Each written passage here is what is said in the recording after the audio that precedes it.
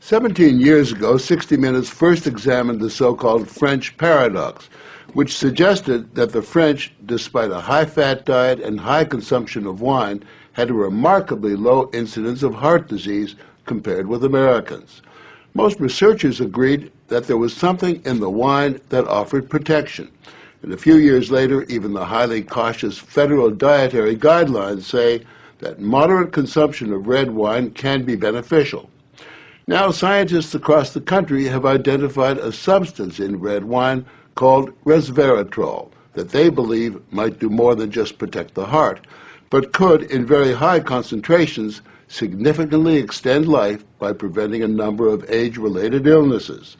If they're right, we all may soon be taking a pill that could give us an extra decade or two of healthy old age.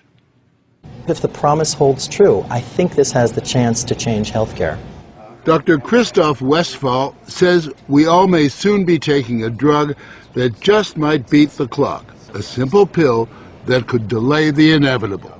Our goal is to prevent and forestall many of the diseases that strike us as we reach 50, 60, and 70, all with one pill. What you're suggesting is there's some kind of rejuvenation drug that turns a 70-year-old into a 35-year-old. That might be pretty hard to do, but I think if we're on a train heading one direction, we can slow down that train. I think we can slow down these genes that control the aging process.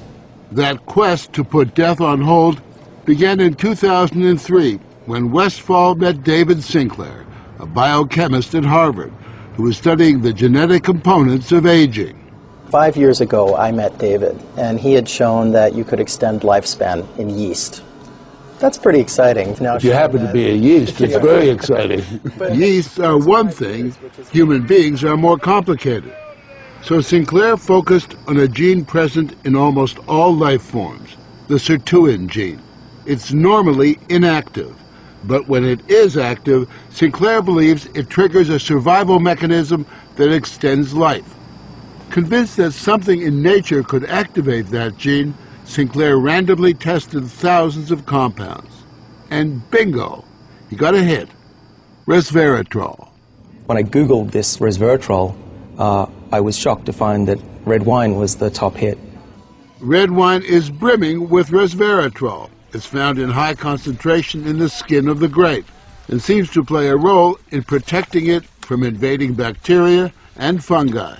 Were you aware of the research into red wine that it offered certain health benefits? Oh, sure. I mean, that's why I almost fell off my chair when the link was made, and I thought that this was a potential explanation for the benefits of red wine.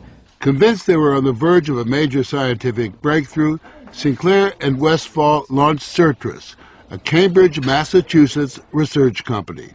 They, along with a handful of other cutting-edge biotech companies, are developing resveratrol-based drugs that they believe zero in on the longevity gene.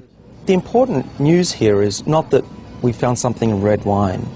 The important thing is that we passed a milestone where we can now make drugs based on this knowledge and potentially slow down aging itself. Everyone from plastic surgeons to your friendly snake oil salesman have been promising a ticket to eternal youth for some time. So the prospect of a prescription pill based on red wine that could trigger a longevity gene sounds too good to be true. And yet, scientists have actually known for years of one surefire way of doing that. Stay hungry. We have a pill that can mimic many of the effects of calorie restriction or exercise. So one could be very healthy and obese at the same time. Our goal is healthy individuals, ideally via lifestyle, and if that doesn't work, we believe that we'll have a pill that can mimic that. A pill that in effect diets for you. A pill that turns on the survival gene. And what we're trying to do with our drugs here is to put the body in a defensive state, to ring the alarm bells and get the body to defend itself, instead of dieting to set the alarm off, pop a pill. The pill is a highly concentrated form of resveratrol, a virtual vineyard of healthy living. How much red wine would you have to drink to get the kind of resveratrol that you're using? The sad news is that you'd need to drink about 1,000 bottles a day of red wine, which I don't recommend. The pill itself may not extend lifespan, but could prevent the diseases of aging.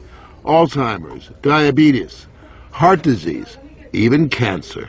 What we're talking about is activating the body's natural genetic defenses against diseases, and that's very powerful if we can harness that. Resveratrol has been tested on mice and the results have been encouraging. In this test video provided by Sertris, both of the mice have been fed a high-fat diet for 12 weeks. But when placed on a treadmill, the mouse on the right ran twice as far. He was taking high concentrations of resveratrol. You have fat mice and you have fat mice with resveratrol, and the ones that are on resveratrol, they can run twice as far and they live longer, about 20% longer. Other studies showed that among mice fed a high-fat diet, those given resveratrol didn't gain as much weight as those not given the drug. Sinclair believes that resveratrol actually changes the physiology of the mice. The proof, he says, is in the post-mortem. Their organs looked pristine, youthful, fat-free, and their physiology was just like they were dieting, but they were fat. Convinced they were on the right path, they fast-tracked the drug into human trials on people with untreated diabetes, and the results were impressive. It significantly lowered glucose and insulin levels without the patients changing their diet or taking any other drugs. Originally, our hope was that you'd be able to prevent diseases of aging. What we ended up seeing is actually you could therapeutically intervene in patients who have diseases of aging, and that was unexpected. Yeah, the diabetic patients have high blood sugar, and the molecules bring it down. That's treatment, that's not prevention. Sertris is now developing what they say is a much more potent synthetic version of resveratrol that will also soon go into human trials, this time on cancer patients. I keep on thinking, you know, what used to seem like it was science fiction, I actually believe the biology is right, and if we're right, this may be the most important thing that we're going to do in our lives. Possibly, but it is important to remember that 9 out of 10 drugs that look good in mice ultimately fail in human trials. Still, the speed and results generated by Sertris and the resveratrol drugs are unusual, and Sinclair believes these drugs will not only keep people living longer, but will keep them healthy longer. What we're talking about is potentially making a 90-year-old as healthy as a 60-year-old. A 90-year-old can play tennis and see their great-grandkids graduate from college. People will live active, healthy lives and then die quietly in their sleep, and that's really the aim here with these medicines. Are we on the edge of maintaining active lives into our hundreds, for example? Well, we've certainly passed a corner in terms of the science, and someone's going to achieve it, and if it's not us, it's going to be someone else. But the question that most of us want answered is, when do we get this pill? I would say 5 years, to be conservative, that this will happen within our lifetimes. I'm fairly certain about that. One measure of the potential of this research, Dr. Sinclair and Dr. Westfall's little startup company was recently bought by the pharmaceutical giant GlaxoSmithKline for almost $750 million.